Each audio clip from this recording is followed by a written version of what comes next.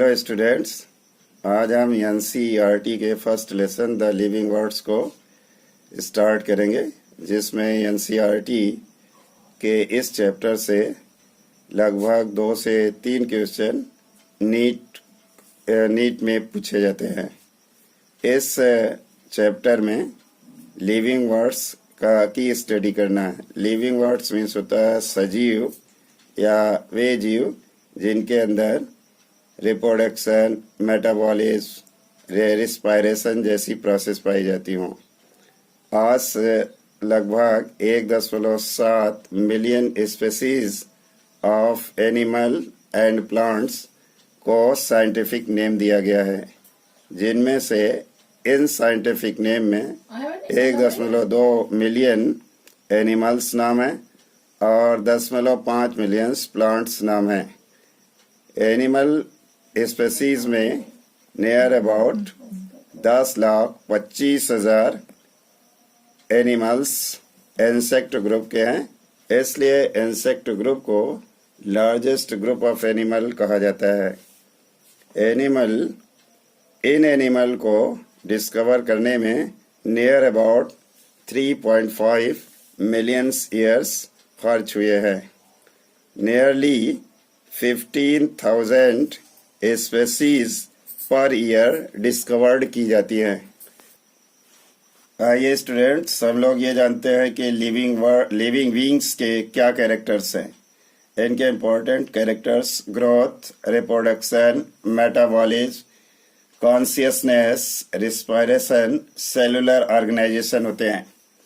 Growth means it is a numerical and structural permanent changes जिसमें animals की body में परिणात्मक और संरचनात्मक परिवर्तन होते हैं, उन्हीं को हम लोग ग्रोथ कहते हैं।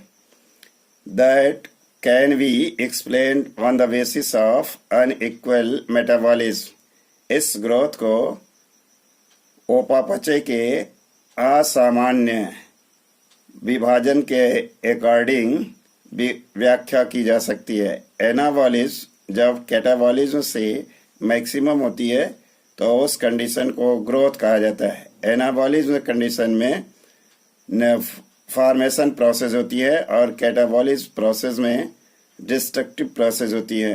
कैटाबॉलिज्म जब मैक्सिमम होता है और एनाबॉलिज्म मिनिमम होता है तो उस वक्त डी ग्रोथ होती है। D growth means loss of growth होती है। Non-living growth is extensive. Extensive means होता है students deposition of material of the surface of the object. जब ऑब्जेक्ट की आउटर सरफेस पर मटेरियल का डिपोजिशन होता है तो उसे एक्सटेंसिव ग्रोथ कहते हैं। In case of animal the growth is extensive and intensive both, but this growth is not defining property of the living beings. growth को living beings की defining properties नहीं माना जाता है। The growth of the plants is indefinite. Hello students, the growth of plant is indefinite, but the growth of animal is the definite, because the growth of plants takes place throughout the life, but the animal growth takes place up to a fixed age. Next properties is the reproduction. Reproduction means production of a new individuals is called as reproduction. अपने जैसी संतानें पैदा करना ही reproduction कहलाता है। सभी offsprings अपने parents के individuals होती हैं। The new individuals are similar to their parents. It may be of sexual और asexual. thus the reproduction process asexual और सेक्सुअल दोनों हो सकती हैं। In unicellular prokaryotics and in eukaryotics एक कोशिकीय औद्य और सुविकसित जीवों में रिप्रोडक्शन और ग्रोथ सेम फेनोमेना होती है। It is absent in mule, bee workers and जीव्स। रिप्रोडक्शन प्रोसेस कुछ एनिमलों में जैसे म्यूल, बी वर्कर्स और जीप्स में एब्सेंट होती हैं। The next process is the metabolism. It is the contribution of the anabolism and catabolism. ऐसी प्रोसेस जिसमें संरचनात्मक और विध्वंसात्मक क्रियाएं होती हैं उनको हम लोग उपापचय कहते हैं. In this process, when this process takes place outside the cell, it is called as in vitro process. In vitro process, in vitro process,